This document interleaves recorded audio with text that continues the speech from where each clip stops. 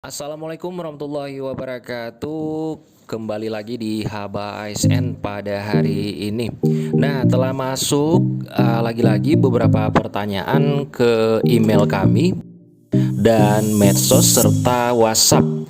Dan ada beberapa pertanyaan yang belum terjawab saat kantor regional 13 BKN Banda Aceh melakukan Zoom Cloud Meeting.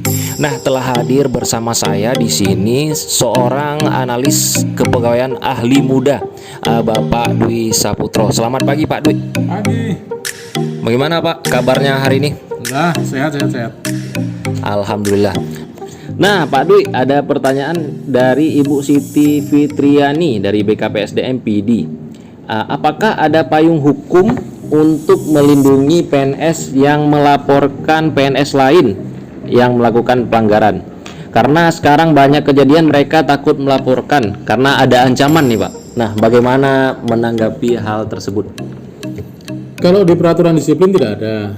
Tentu kita bawa lari masalah ini ke KUHP. Jadi di situ ada perlindungan terhadap saksi dan lain sebagainya. Ya, saya tegaskan lagi, untuk perlindungan terhadap laporan disiplin seorang PNS tidak ada. Tetapi ketika Anda diancam, ketika Anda diintimidasi dan lain sebagainya, itu sudah masuk pasal pidana. Jadi larinya ke perlindungan daripada kitab Undang-Undang Hukum Pidana.